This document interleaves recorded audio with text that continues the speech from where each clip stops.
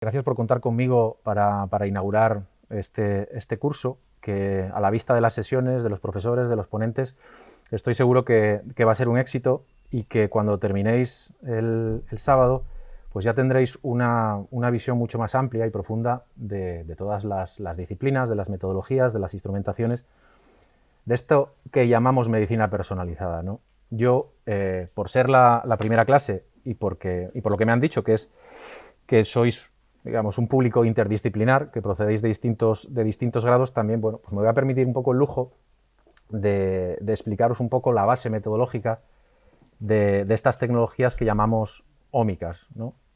Sus variantes, sus maneras de trabajar, sus aplicaciones, porque al final son la base tecnológica que soporta y que permite la aplicación real de la medicina personalizada. Desde bueno, ya de momento empiezo pidiéndoos perdón por la voz y también os pido perdón por el esfuerzo que voy a hacer en resumir 45 minutos, que posiblemente quede un poco demasiado resumido, porque os daréis cuenta de la dimensión que tienen las tecnologías ómicas, ¿no? O del recorrido que desde su aparición hace 15 años han sufrido. Entonces, bueno, luego tendremos un turno de preguntas, una mesa redonda, y tendréis 2 días más para profundizar. Y bueno, para cualquier cosa, yo estoy en Nasertic, como han comentado, y encantado de recibiros o de responder a cualquier pregunta en cualquier momento. Para empezar, pues ya Federico comentó este concepto de medicina personalizada, y que es un concepto... Venga, gracias. Que es un concepto histórico. Se podría considerar un concepto moderno, eso de poner al paciente en el centro de las decisiones y tomar en cuenta su individualidad para el diagnóstico, para el tratamiento o para el seguimiento de una enfermedad. Pero efectivamente, ya lo mencionaba, pues este concepto no tiene nada más y nada menos que 26 siglos, ¿no? Ya desde la Grecia antigua, Hipócrates decía que era más importante conocer al paciente que sufre una enfermedad que la enfermedad que sufre el paciente, ¿no? Entonces, realmente desde estos 26 siglos hasta aquí queremos pensar que algo hemos aportado. Entonces, también quiero explicaros un poco qué es lo que hace de esta medicina personalizada una cosa moderna, ¿no?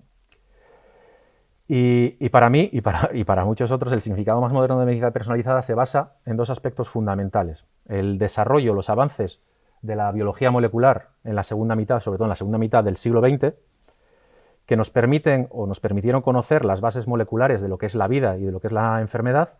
Y por otra parte, la otra base es la base tecnológica que se ha desarrollado sobremanera en los últimos 15 años, ¿vale? Con la aparición de nuevas tecnologías que luego veremos, que llamamos de secuenciación masiva o Next Generation Sequencing. Entonces, una definición un poco más actualizada o un poco más moderna, hay muchísimas definiciones de medicina personalizada, pero podemos utilizar la de la Comisión Europea, ¿no? Que es que la medicina personalizada se define como un modelo médico que utiliza la caracterización de los fenotipos y genotipos de las personas, por ejemplo, la elaboración de perfiles moleculares, la utilización de imágenes médicas o los datos sobre el estilo de vida, para diseñar a medida la estrategia terapéutica que mejor convenga a la persona en un momento dado, o para determinar la predisposición a la enfermedad o facilitar una prevención a tiempo y adaptada. Y aquí, en esta definición, hay una serie de palabras, una serie de matices que incluye fenotipo, genotipo, perfiles moleculares, dato, diseños a medidas, predisposición, que es lo que nos permite o lo que hace que prefiramos hablar no solo de medicina personalizada, sino de medicina personalizada de precisión, como concepto más novedoso. Esta medicina personalizada de precisión pueden utilizarse otros sinónimos, como medicina genómica, medicina molecular, lo escucharéis de distintas maneras. Pero lo que busca, al final, es encontrar o individualizar la prevención, el diagnóstico y el tratamiento, hacerlo más efectivo, seguro y sostenible, y al final económicamente más viable, reduciendo errores y tratamientos innecesarios, ¿no? Como os decía, uno de los factores fundamentales para la aparición de las ciencias ómicas o de la medicina personalizada de precisión son los avances de la biología molecular, que muy probablemente estéis al tanto de todos ellos, pero me voy a permitir repasarlos un poco, ¿no? Desde mediados del siglo pasado, desde 1953, en el que aparecen Watson y Crick describiendo la estructura tridimensional del ADN y de cómo la información genética es almacenada y se hereda entre generaciones, pues vieron que es una estructura, una macromolécula, pero que solo está compuesta de 4 elementos, que son los 4 nucleótidos A, C, G y T. Después, la siguiente década, se hicieron esfuerzos continuados para descubrir el código genético, que no es otra cosa que cómo se traduce la información de este ADN a un ARN y de ese ARN a las proteínas a través de los codones de tres nucleótidos dan un aminoácido, ¿no? En la siguiente década, en la década de los 70, otro salto gigante en la biología molecular, la aparición de las primeras tecnologías de secuenciación. Ya aparece la palabra secuenciar, que no significa otra cosa que poder leer ADN, que poder leer un genoma. Entonces, Frederick Sanger en 1975 descubre, desarrolla, inventa una tecnología que nos permite por primera vez leer cadenas de ADN, poder decir concretamente dónde están las A, las C, las G y las T a lo largo de una secuencia. 10 años después, o otros 10 años después, ya en los 80, pues la tecnología que está más de moda en esta temporada, ya veis, tiene 40 años, que es la PCR. Kary Mullis desarrolla la PCR que nos permite amplificar sobremanera el ADN, partir de una sola molécula y amplificarla exponencialmente. Estos desarrollos permiten que a lo largo de la siguiente década se inicien los proyectos de secuenciación del genoma humano, la automatización de los equipos, la disponibilidad de nuevas técnicas de biología molecular, hacen que durante 13 años se desarrolle la secuenciación para conseguir en 2001, 2002, 2003, los primeros borradores de la secuencia del genoma humano. Pongámoslo en contexto, tuvieron que ser necesarios 13 años en colaboración de más de 50 laboratorios en todo el mundo, con un gasto que se estima en unos 3.000 millones de dólares, para obtener la primera secuencia del genoma humano. Un genoma que tiene 3.000 millones de posiciones, por lo tanto, a $1 cada posición genómica leída. Y ahora el contexto, 2021, septiembre, Pamplona. Nosotros en Nasertic, en un laboratorio que está a 10 minutos de aquí, podemos secuenciar un genoma humano completo en 1 hora por menos de $1.000. Entonces, podéis ver que en estos años que han pasado desde 2001, 20 años, el avance exponencial que ha tenido la genómica, o la lectura, o la secuenciación de ácidos nucleicos. ¿A qué se debe principalmente? Pues se intenta representar en esta gráfica. Desde 2001, en los años sucesivos, los precios de secuenciación, la rapidez de secuenciación fue disminuyendo conforme aumentaban las propiedades de los transistores, la electrónica, siguiendo lo que se llama la ley de Moore, que es la ley que gobierna, o la ley de oro de la electrónica, que dicta cuántos transistores se pueden meter en un procesador. Bueno, pues en 2007 llegan estas tecnologías absolutamente disruptivas, que son las Next Generation Sequencing, con otro paradigma de secuenciación, y lo que hacen es disminuir exponencialmente el eje es logarítmico, es decir, cada rayita son 10 veces. Entonces hemos conseguido a día de hoy reducir más de 1 millón de veces los precios en la secuenciación, ¿vale? No solo reducirlos, sino también democratizarlo, porque al final es lo que os digo, ¿no? A 10 minutos de aquí, en cualquier momento podemos hacer una secuenciación genómica. Esta posibilidad tecnológica tan increíble que es la secuenciación masiva, pues al final revolucionó e hizo posible la aparición de la genómica, que es la ciencia que se ocupa del estudio del genoma completo, del conjunto total del ADN que se encuentra codificado en una célula o en un organismo. Pero es que además de la genómica, otras ómicas relacionadas, como la epigenómica, que estudia los cambios a nivel global que se producen en el modo que los genes se activan o se inactivan, ya sea por la metilación o por la acetilación de histonas. La transcriptómica, que estudia el contenido de ARN también de una célula, un tejido, de un organismo, tanto de ARNs mensajeros, que son los que se transcriben para traducirse después en proteínas, como en otros elementos que hemos ido descubriendo sobre la marcha, que son los ARNs no codificantes, microRNAs, long non-coding RNAs, etc. También, siguiendo el dogma central de la biología molecular, después del ARN está la proteína. Pues la proteómica también se ha desarrollado describiendo o pudiendo describir todo el conjunto de proteínas que están en un momento determinado en una célula o en un organismo. Por último, pues la metabolómica, pues por analogía podréis pensar que estudia los metabolitos presentes en un sistema biológico. En un momento dado, pues medimos los azúcares, las hormonas, los lípidos, que están en contacto con otras proteínas, que están en contacto o regulando la célula, y así vamos caminando hacia una visión pues holística o una visión de biología de sistemas, ¿no? Pero claro, desgraciadamente, o no desgraciadamente, pero bueno, para los que ya nos vale con lo de la genómica, pues cada vez aparecen nuevos avances junto a nuevos adelantos técnicos, a nuevos desarrollos bioinformáticos, de ciencia de datos, de inteligencia artificial, que hace posible que aparezcan nuevas ómicas, pues como las que os pongo ahí debajo, ¿no? Pues por un lado, la metagenómica, que estudia la mezcla de genomas o la presencia de genomas en mezclas complejas, como pueden ser los microorganismos presentes en nuestra flora intestinal, por ejemplo. La farmacogenómica, que estudia el componente genético de la respuesta y de la metabolización de los fármacos.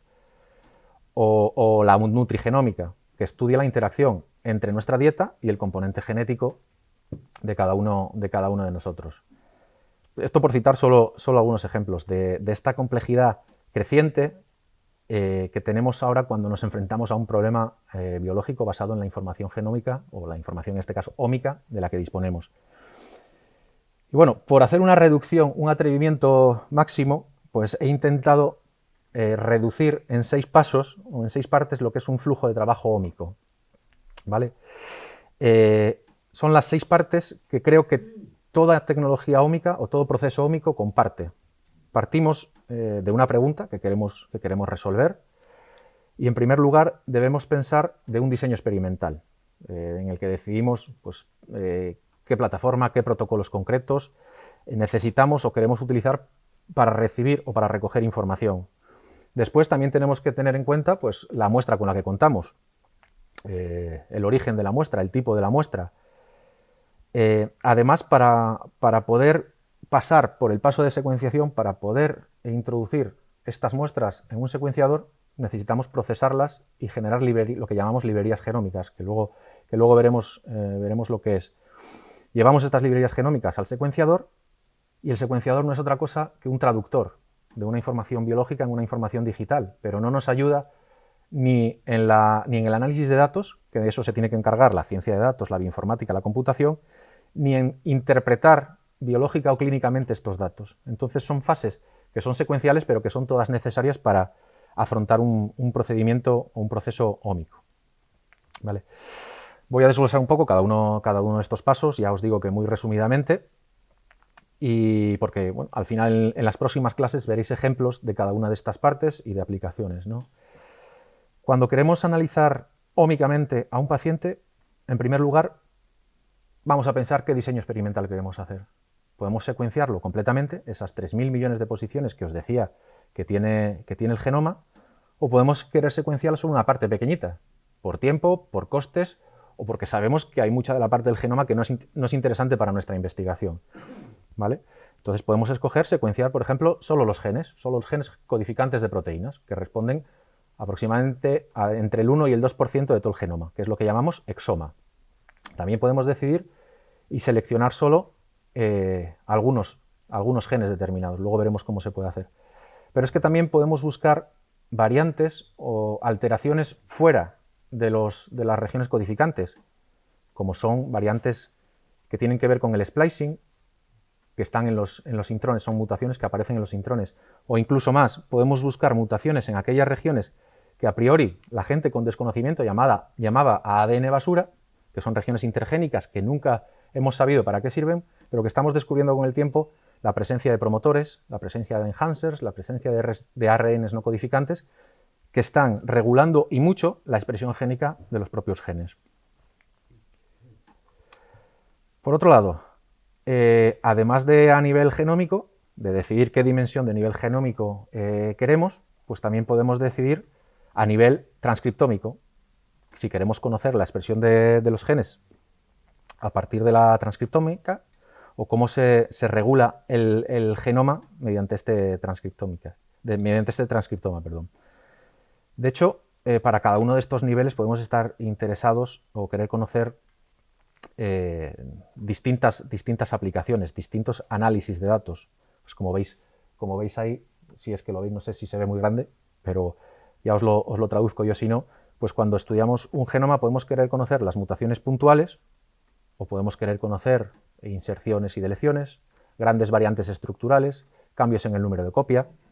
Cuando estudiamos un transcriptoma, podemos estar interesados solo en un análisis del cambio de la expresión o de la expresión diferencial entre dos condiciones. Podemos querer saber o conocer, detectar genes de fusión. Podemos buscar eventos de splicing, edición en el ARN. Lo mismo para todas las ómicas.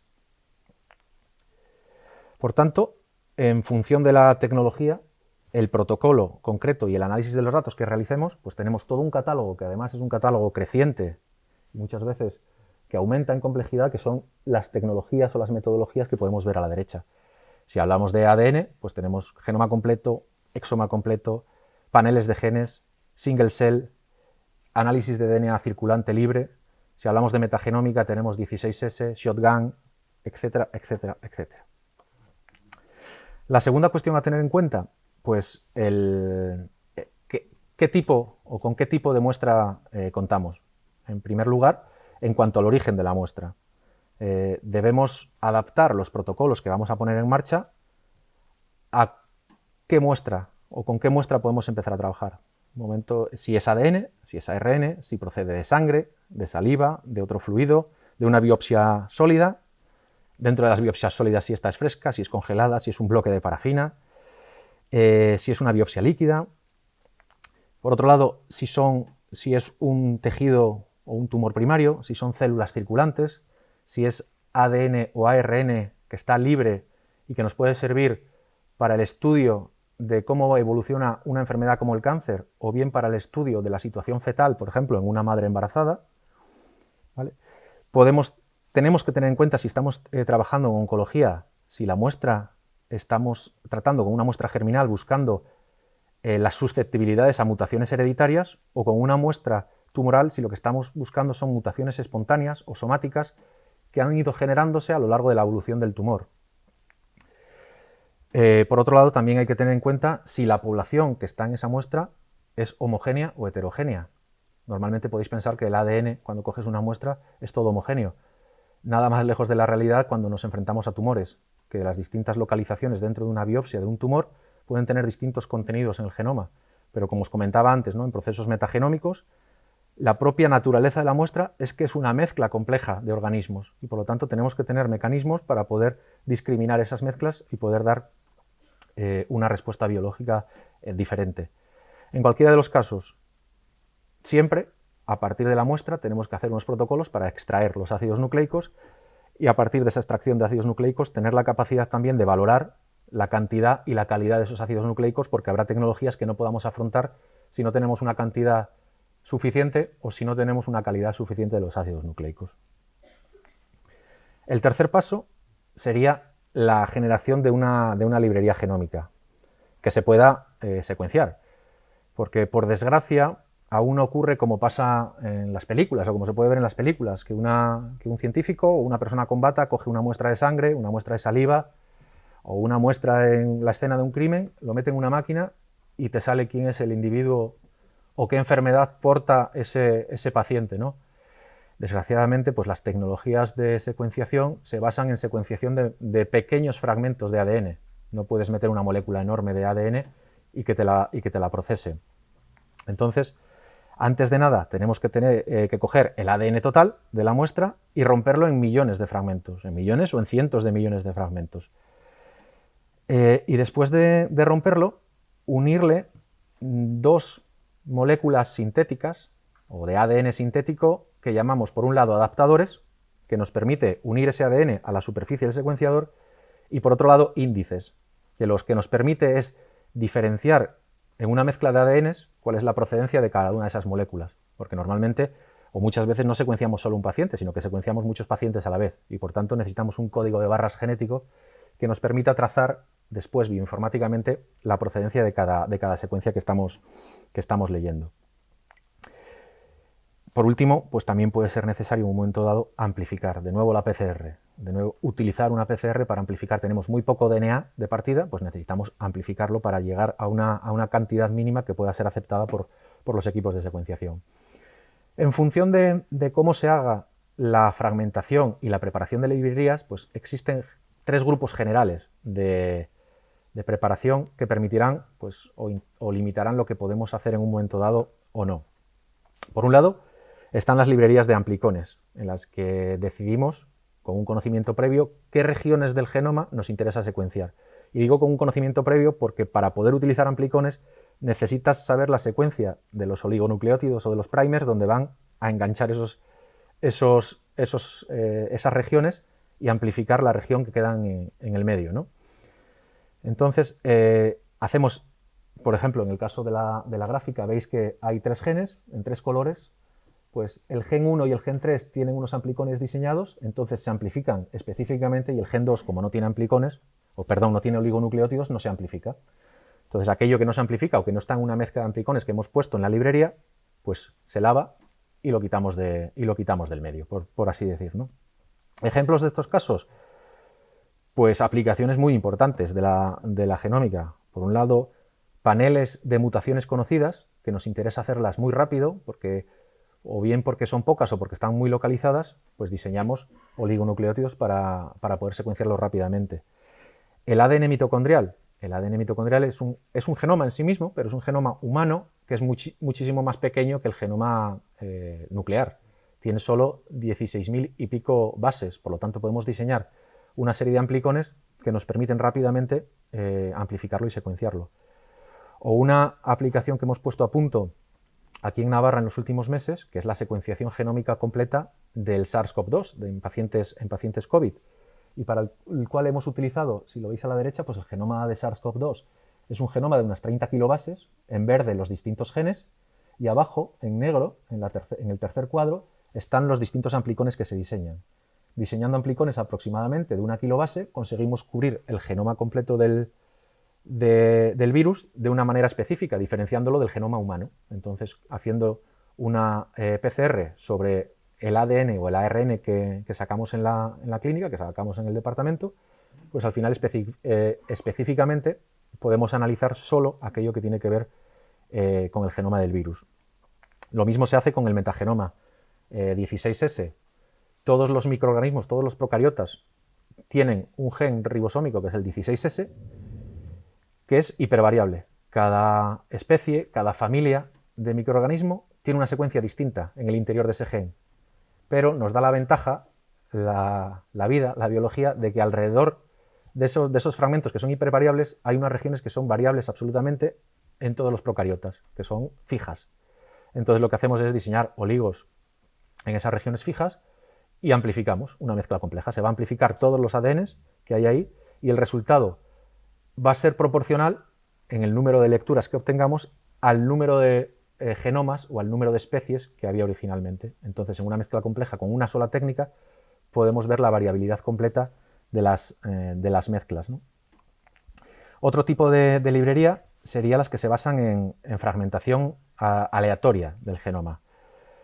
Aquí no sabemos a priori lo que vamos a secuenciar y por tanto tenemos que romper el ADN pues como podamos, ya sea por métodos enzimáticos que se basan precisamente en enzimas que encuentran regiones en el ADN, las detectan y rompen el ADN por ahí, ya sea por métodos más físicos como sonicación, que utilizando tiempos distintos, intensidades de sonicación distinto, podemos romper el ADN en trozos más o menos grandes a voluntad, ¿vale?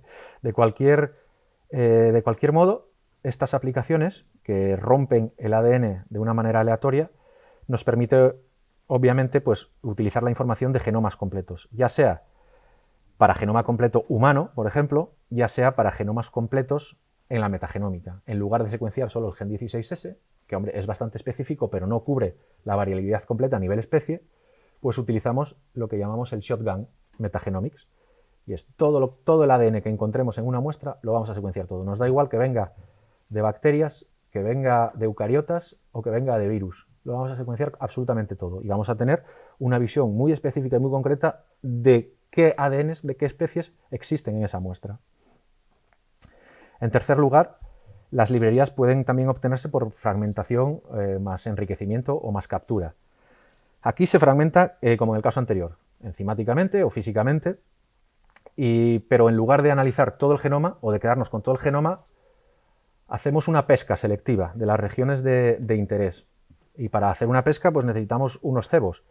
Estos cebos son unas sondas, o normalmente son unas sondas de RNA, que que hibridan, reconocen al DNA complementario, se unen a él y estos ARNs tienen unida una serie de moléculas, que es, en este caso, la biotina, que a su vez se une con streptavidina, que a su vez se une con unas bolitas magnéticas, que permite que si ponemos un imán, lo que está unido al RNA y por lo tanto nuestro DNA de interés precipite. Podemos lavar las librerías y quedarnos solo con aquellas regiones que a priori nos interesan. Esto es lo que se hace, por ejemplo, en el exoma. Hay sondas diseñadas para todos los genes, para todas las regiones codificantes, comerciales. Vas a cualquiera de los múltiples proveedores que existen y dices, quiero las sondas del exoma. Te mandan unos tubos, lo mezclas, le pones el imán y te quedas solo con la parte codificante. También puede ser para realizar paneles de genes, que también hay aproximaciones comerciales, pero es muy fácil customizarlas. Si yo estoy estudiando una cardiomiopatía o estoy estudiando un cáncer de pulmón, sé que solo va a haber unos genes determinados que en la bibliografía se me han relacionado con esas patologías. Pues déjame hacer solo un panel de esos genes porque quiero secuenciar muchas muestras, por lo tanto estoy un poco apurado, no puedo secuenciar todo el genoma completo y además económicamente me va a salir mucho mejor que secuenciar el genoma completo. ¿Vale? Esto, quedaros con esto, son los paneles de genes. ¿Vale? A continuación, cuarto paso, vendría la secuenciación propiamente dicha, la secuenciación genómica. ¿Qué es lo que hace diferente a la secuenciación genómica actual, a la secuenciación basada en metodologías Next Generation Sequencing de la secuenciación que allá por el año 75 propuso Sanger o desarrolló Sanger? Pues fundamentalmente que se puede paralelizar. Sanger solo era capaz de secuenciar una molécula de cada vez. Le dio muchas vueltas, fue muy inteligente, desarrolló un método súper robusto, pero que tenía que secuenciar de una en una molécula. Lo que tienen las tecnologías NGS es que secuencian en paralelo. Y cuando digo paralelo, es que en una misma placa, a la vez, podemos estar secuenciando miles de millones de fragmentos de ADN. De ahí viene el salto exponencial. ¿Vale?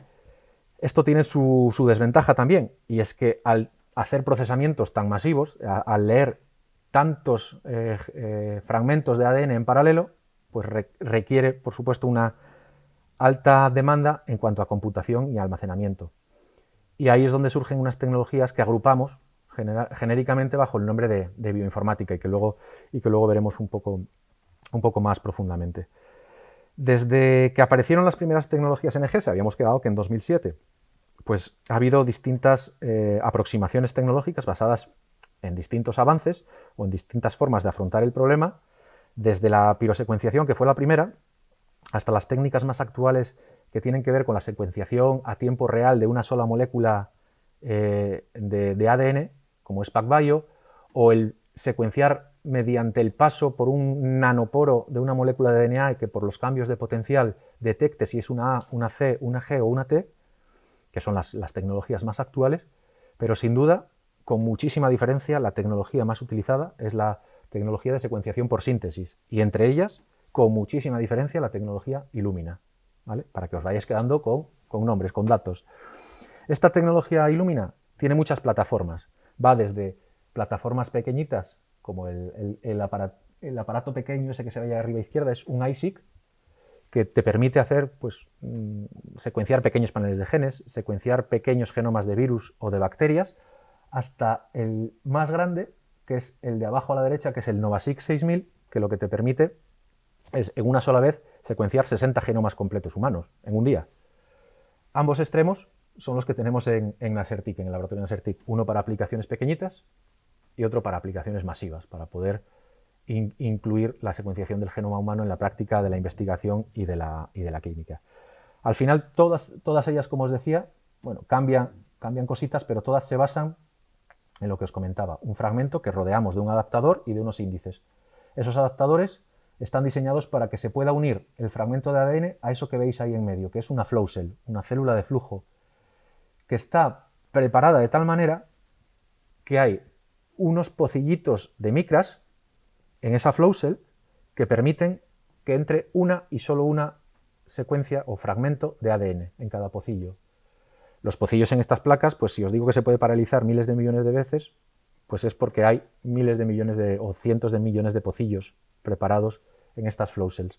A partir de ahí entra un fragmento en un pocillo de la flow cell, de nuevo la PCR entra en acción, genera lo que llamamos un clúster, y ese clúster lo que nos permite es detectar la intensidad de fluorescencia que se genera cuando se incorpora un nucleótido. ¿Por qué? Porque tenemos los 4 nucleótidos A, C, G y T marcados con fluoróforos, con colores diferentes. Entonces las máquinas lo que hacen es, tienen una supercámara que está enfocando a la flow cell y en cada ciclo de incorporación de nucleótidos coge y hace una foto a cada uno de los miles de millones de pocillos. Y dice, pues en este pocillo era amarillo, en este pocillo era rojo. Siguiente ciclo, en este pocillo era amarillo, en este es azul. A partir de ahí podemos reconstruir, a partir de esos colores, que es una información, primero, a partir de la información que viene en la cadena del ADN, que es biológica, pues podemos reconstruirla en información física, que es la intensidad de la fluorescencia, y transformarla en una información digital, que es la que podemos ver aquí. Bueno, no podéis verlas, pero ya os lo cuento yo. Esos archivos que salen de esos colores que hay arriba, esos son archivos informáticos de texto que simplemente han traducido esos colores en A, C, Gs y Ts. Lo que pasa que, claro, no es una línea de texto, son miles de millones de líneas de texto en un archivo que comprimido para un genoma ocupa entre 100 y 200 gigas.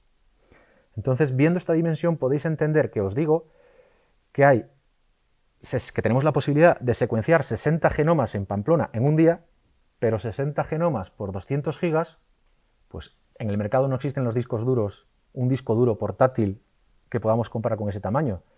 Luego, digamos que la dificultad, que el cuello de botella hasta hace un par de años era la secuenciación, era que no teníamos capacidad de secuenciar tanto. Ahora el cuello de botella ya no es la secuenciación, ahora la secuenciación la hacemos como churros en el laboratorio. Ahora el cuello de botella es, por un lado, el almacenamiento, por otro lado, la computación de esos datos y, por otro lado, la necesidad de aplicar nuevos algoritmos para que respondan más rápido y de una manera más robusta a todo este volumen de datos, ¿no? Al final, esta información que aparece ahí, esas secuencias cortas o esos fragmentos cortos secuenciados son información cruda, que en realidad es nuestro genoma, pero no sirve para nada si nos ponemos brutos. No nos sirve para nada porque no está procesada, está absolutamente desordenada. Y para eso necesitamos, para ordenarla y darle un sentido, necesitamos la bioinformática. Esto de transformar luces o intensidades lumínicas en fragmentos o en texto ya es bioinformática, pero es lo que llamamos la bioinformática primaria, que es la que aparecería ahí a la izquierda, que se pasan, que estos archivos crudos se pasan por unos controles de calidad, se le quitan los adaptadores, se hace una limpieza, pero sigue siendo unos datos desordenados. Para darle un poco de sentido, se necesita lo que llamamos la bioinformática secundaria, que es esa bioinformática que pasa de estos datos crudos a unas variantes, a un archivo de variantes que ya tienen que ver con el contenido específico del individuo. Y la bioinformática terciaria sería aquella que enriquece, que anota, que filtra, que da información biológica o clínica de esas variantes que hemos encontrado. ¿Vale? Por poneros un ejemplo un poco más visual, la bioinformática, esto sería la bioinformática secundaria. Pues hay un set de lecturas muy pequeñas, de 100, de 200 bases como mucho, con las que tenemos que reconstruir un genoma completo que habíamos quedado que tiene 3.000 millones de posiciones. Pues tenemos que hacer un puzzle genómico, pero es un puzzle masivo. De 100 bases tenemos que llegar a 3.000 millones, pero además a 3.000 millones que están replicadas, porque no se secuencia una sola vez el genoma, porque podría dar lugar a errores, sino que de media se secuencia 30, 50 veces cada genoma. Por lo tanto, ya no estamos hablando de que tiene 3.000 millones, estamos hablando de que tiene 3.000 millones por 100 o por 50 o por 30, depende de la cobertura que estemos utilizando, la profundidad. Y ahí lo veis, ¿no? Bueno, pues al final es recrear o rehacer ese puzzle teniendo un genoma de referencia, como si tuviéramos la imagen del puzzle de lo que queremos reconstruir. Eso es lo que llamamos un genoma de referencia, la secuencia que la comunidad científica ha adoptado como imagen a la que quiere parecerse. No existe ningún individuo en el planeta que tenga esa información genómica, pero sí es la mezcla de los individuos o de las posiciones más frecuentes a lo largo de todo el mundo. Por eso lo llamamos genoma de referencia. Vale, pues alineamos. Aquí la bioinformática, os podéis hacer una idea de la importancia que tiene tener algoritmos que puedan hacer este tipo de cosas rápido, y conseguimos un alineamiento, lo que llamamos el alineamiento, que es tener el genoma de referencia y todas las pequeñas piecitas, que en este caso son lecturas, alineadas o mapeadas frente al genoma de referencia. Lo siguiente es ir caminando desde la posición 1 hasta la 3.000 millones buscando diferencias con el genoma de referencia, que es lo que quiere representar la gráfica de la derecha. Buscar variantes. Veis que ahí arriba pues tenéis una A, T, C, A, y no hay nada que se... Cuando no aparece nada es que es igual que la referencia. Sin embargo, a la mitad veis una T que se sustituye o que en ese individuo, si no me equivoco, está sustituido por una C en todos los casos. Pues eso podríamos decir que es una variante, ¿vale? Una variante o una mutación.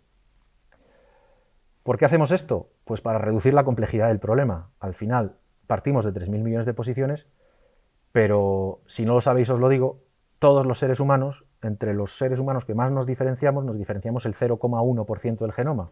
Por lo tanto, las variantes interesantes para ver las susceptibilidades a distintas enfermedades o aquellas variantes que nos dan unos fenotipos distintos tienen que estar en este 0,1%. Y son las variantes que llamamos o que depositamos en un archivo que llamamos VCF. Y la dimensión pasa de ser de miles de millones a millones solo. Solo hay millones de variantes de diferencia.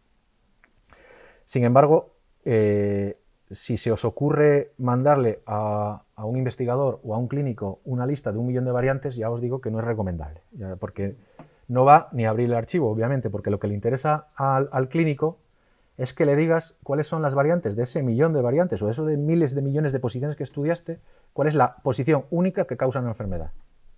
La posición única o las poquitas posiciones que son candidatas de causar una enfermedad.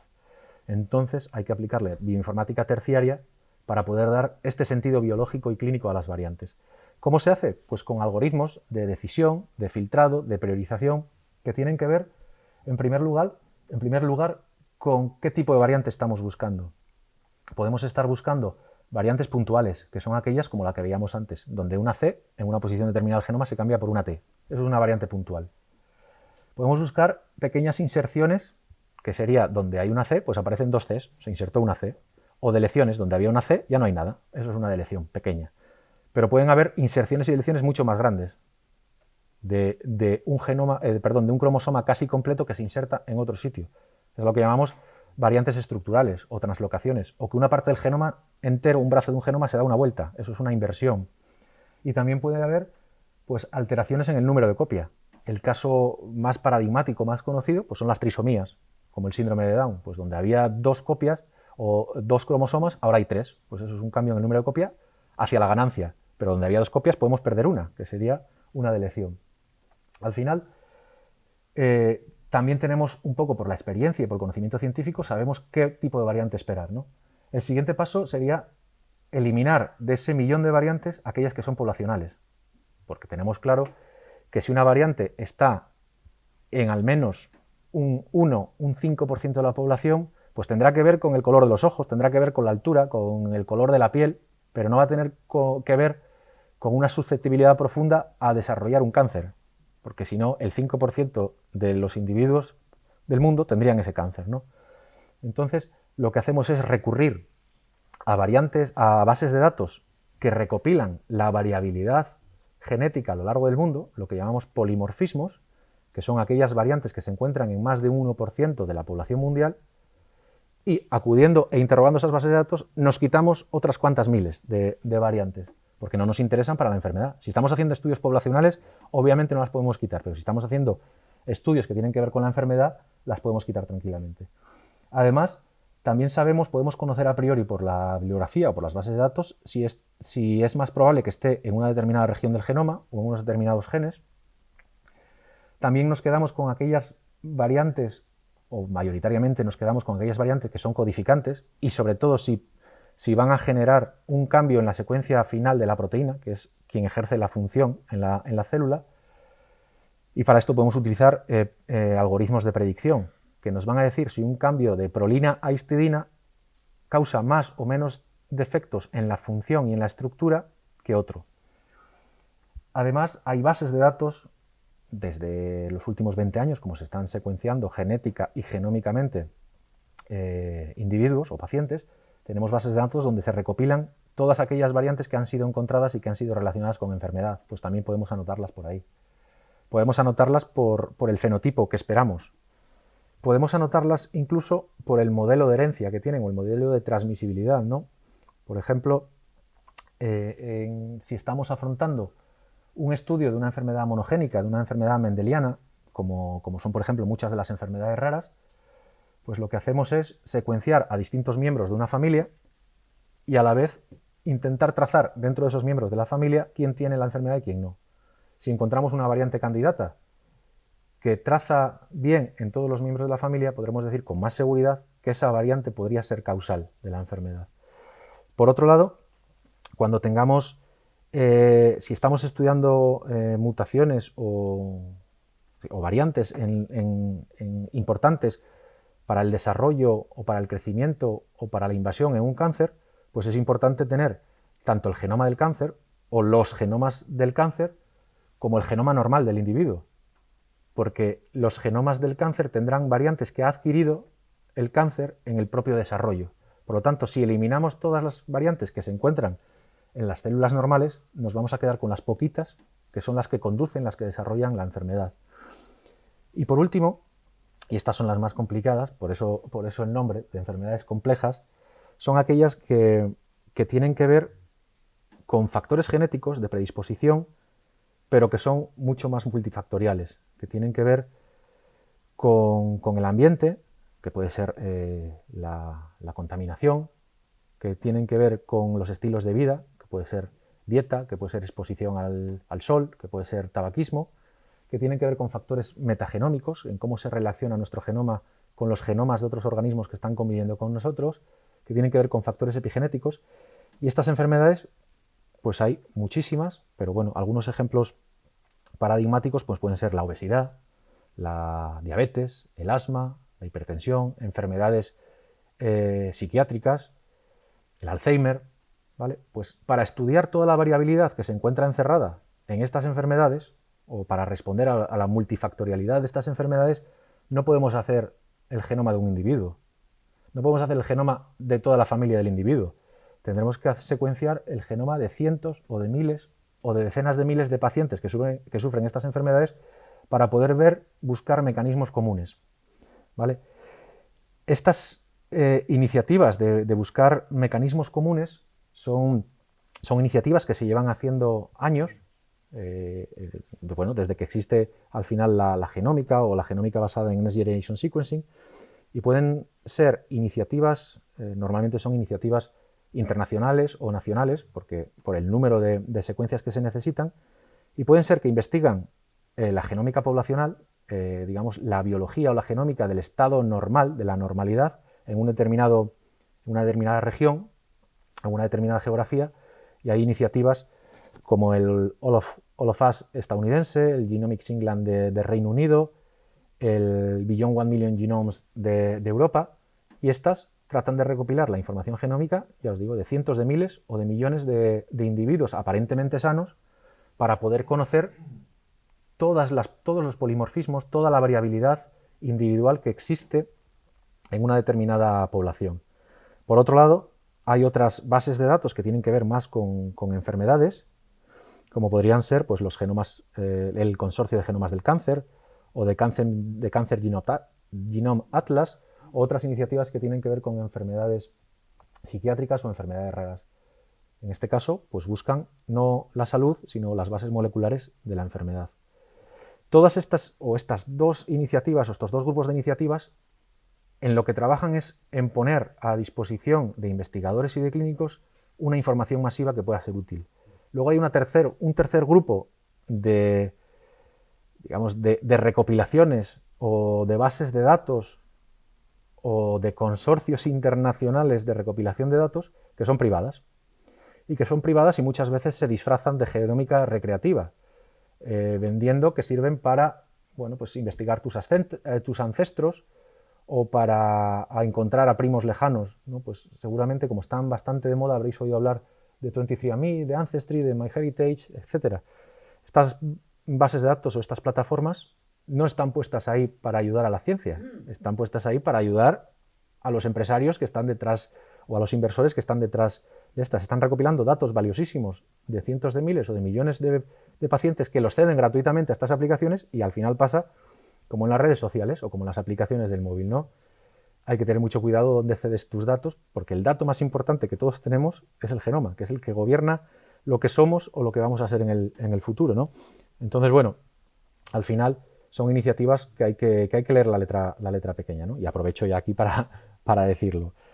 Pero dentro de las iniciativas internacionales y regionales que buscan el desarrollo de la investigación y la traslación de esta investigación a una práctica asistencial, pues aquí muy cerca tenemos los proyectos de Genoma de Navarra, que han sido desarrollados por el Complejo Hospitalario y por Navarra Biomed en los últimos años, que son estudios pilotos que buscan precisamente eso, pues estudiar las bases moleculares de distintas enfermedades. El primer proyecto NAGEN se centró en enfermedades raras, secuenciando pacientes de enfermedades raras y sus familiares para intentar buscar el diagnóstico, precisamente la mutación o las mutaciones que podían predisponer o ser la causa de esas enfermedades raras que tenían los pacientes, y en buscar también pues, cuáles iban a ser los mecanismos de traducir esta información en información que sea relevante para los médicos, información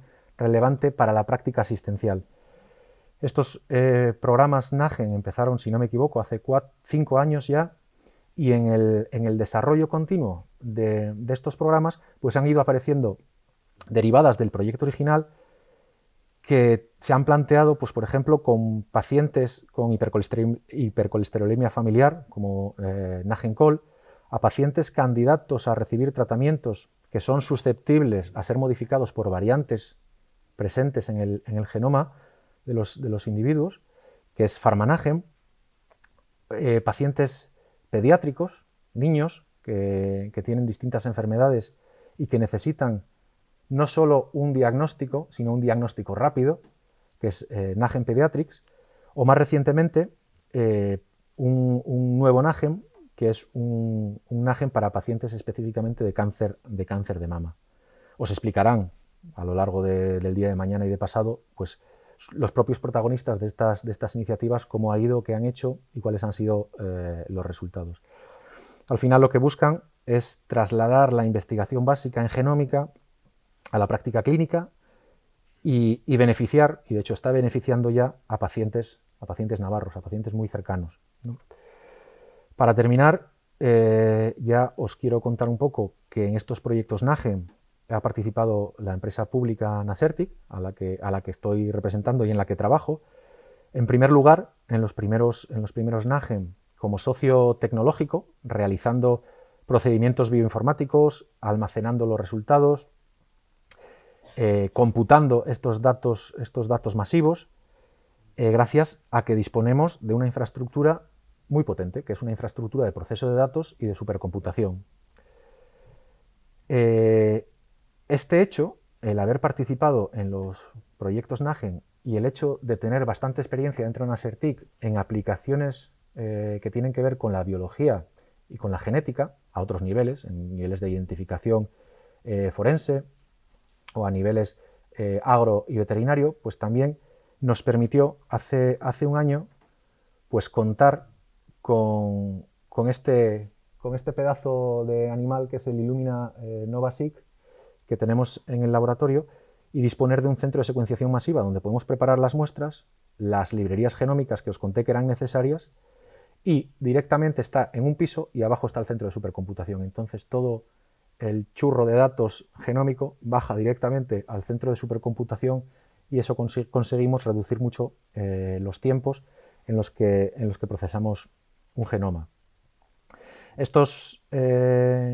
Esta posibilidad, contar con esta infraestructura, nos ha permitido a Navarra ser una de los tres nodos o de los tres centros de la infraestructura o de las redes de la red española de secuenciación o de secuenciación masiva, que están dando origen a los programas IMPACT, que tendrán que ver o que van a tener que ver con la secuenciación masiva de individuos y de pacientes españoles a lo largo de próximos años, y también hemos hecho estos desarrollos en paralelo a una estrategia regional específica y diseñada para la medicina personalizada de precisión. siendo una de las primeras comunidades, si no la primera comunidad de toda España, en la que contamos con una estrategia definida, aprobada por gobierno y puesta en fase de desarrollo. ¿Vale? Al final, lo que buscamos es que el conocimiento científico que vamos generando, ya sea en proyectos o en investigaciones individuales, pues pueda pasar en un momento dado a la práctica asistencial de una manera rutinaria y accesible para los pacientes. Y por último, ¿cuáles son los próximos pasos que hay que afrontar en el desarrollo de la medicina personalizada de precisión? Obviamente, seguir generando conocimiento desde las distintas aproximaciones ómicas, genómica, transcriptómica, epigenómica, proteómica, metabolómica, bla, bla, bla, y conseguir que toda esta información se pueda integrar a través de sistemas, técnicas de inteligencia artificial, de ciencia de datos, que puedan procesar de una manera ágil datos tan masivos, tan complejos y tan heterogéneos como los que hemos ido describiendo, que son los datos ómicos. Y por último, pues espero que este camino, que aún está por recorrer, los que tenemos la suerte que lo encontramos la Next Generation Sequencing al principio de nuestras carreras científicas, hemos visto todo el desarrollo increíble, pero espero que el camino que esté aún por recorrer pues sea tan apasionante como el que hemos recorrido nosotros y que al final os atraigan estas tecnologías ómicas desde los campos en los que os encontréis y la medicina personalizada de precisión, y que podáis ser protagonistas y partícipes de ellas en un futuro pues muy cercano, porque el futuro obviamente ya está aquí, ¿no? Muchas gracias.